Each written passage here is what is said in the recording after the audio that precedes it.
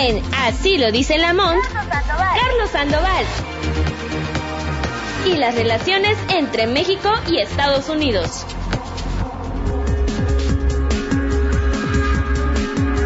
Enlazados con nuestro editor de esta agenda bilateral, el maestro Carlos Sandoval. Te envío un saludo muy respetuoso, maestro Carlos Sandoval. Muy buenas tardes. Y este mismo día, la audiencia del 760 plantea contigo este tema de la ciudadanía en Estados Unidos, la alianza y pues el sueño, la realización de esto, que para algunos es algo ordinario y otros no, ante la prueba del inglés, el examen oral, en fin, y creo que son, ya los dirá Carlos, varias preguntas las que se plantean a los candidatos para lo que muchos mexicanos desean. Maestro Carlos Sandoval, buenas tardes y gracias por compartir el espacio común aquí en el 760. Adelante. México, Federico, muy buenos días, qué gusto saludarte. Te saludo con un abrazo, al igual que al mejor auditorio de la radio, al de Radio ABC. Pues en efecto, querido Federico, hoy vamos a hablar de lo que implica la ciudadanía para los latinos en los Estados Unidos. Y antes, si tú me permites, recordemos cómo nos referían nuestros maestros en la universidad a la nacionalidad en lo general, como un atributo de las personas, ¿no? Como una condición jurídica que te permite tener una ampliación en tus derechos y obligaciones.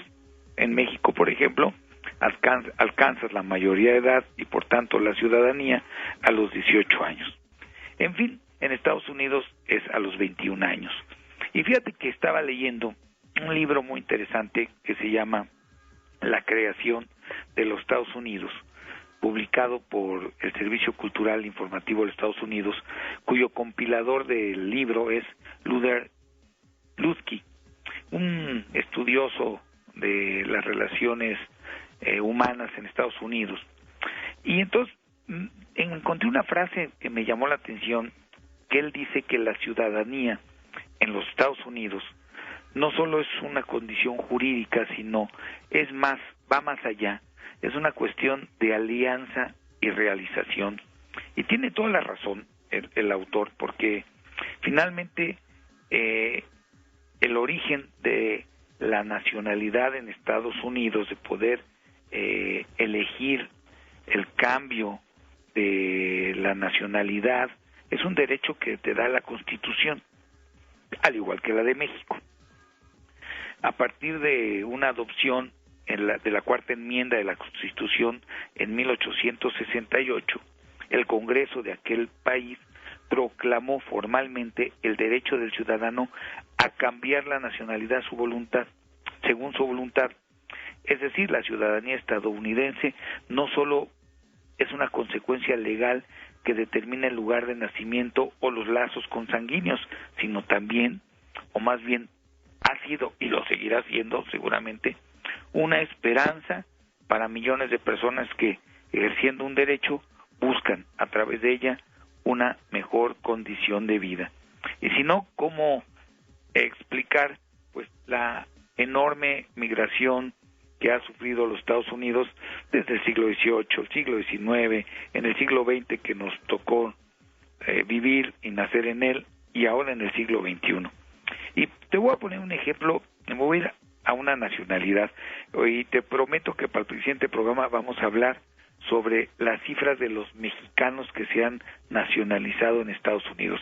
Pero hoy que te quiero dar un preámbulo más general, y de acuerdo a la información de la ONU, a través de su agencia ACNUR, que es la Agencia para los Refugiados, y la de Migrantes, OIM, me voy a referir al caso de Venezuela. Venezuela, de acuerdo a estas cifras, tiene una migración que alcanza, de acuerdo a las siglas de 2019, cifras de 2019, 3.4 millones de personas que se han ido de Venezuela, dado las condiciones de pérdida de libertad y crecimiento de pobreza y de inseguridad de aquel país, derivado del régimen dictatorial, primero de Chávez, que llegó al poder en 1999 y que lo continuó con su esbirro en este caso el señor Maduro. De esas personas, 1.3 de venezolanos se han ido a Colombia porque es su frontera natural, 768,000 en Perú, 351,000 en Estados Unidos, 323,000 en España. En México, de acuerdo al año 2019, hay 39,000.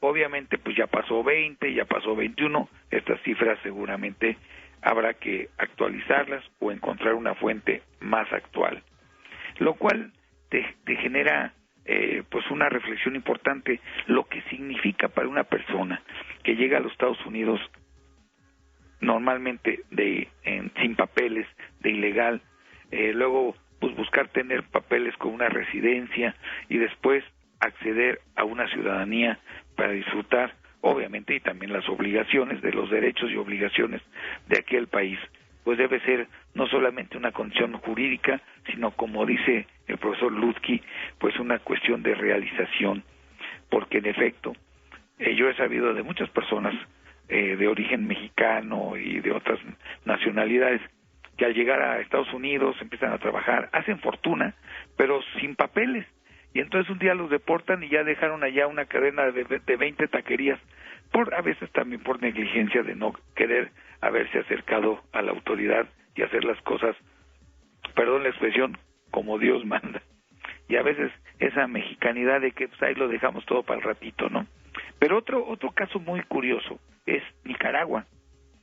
¿Te acuerdas, querido Federico, cuando éramos chavos, tú y yo, en los 80s, que Nicaragua estaba en guerra, una guerra civil contra Somoza, hijo de un dictador y que también se volvió dictador?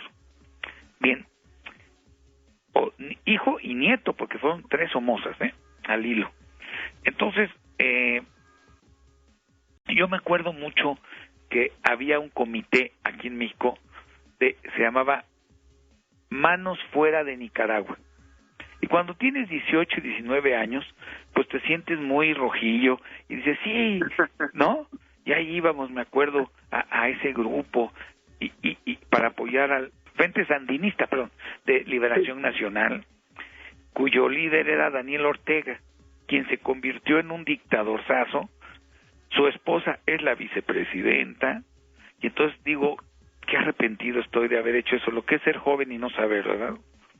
Y bueno, también no puede ser uno adivino, ¿verdad? Pero terrible. Y de Nicaragua también ha habido una emigración terrible. Es un país chiquito en cuanto a tamaño, y el 10% de su población se ha ido y está en 2 países, o en Estados Unidos o en Costa Rica. Entonces, ¿por qué no se van a Venezuela? ¿Por qué no se van a Cuba? Pues porque allá no hay libertades, no hay nada. ¿Por qué se van a Estados Unidos? Pues porque es una tierra donde hay oportunidades. También hay cosas difíciles, por supuesto, pero pues a la gente que le gusta estudiar, que le gusta trabajar, que le gusta ir para adelante por el buen camino, los Estados Unidos siempre será una opción de oportunidad. ¿O tú qué opinas, mi querido Federico, tú que has viajado? Coincido, y el anhelo de varios es llegar allá, hacerlo de manera legal y pasar las 100 o más preguntas que te pone el oficial de inmigración.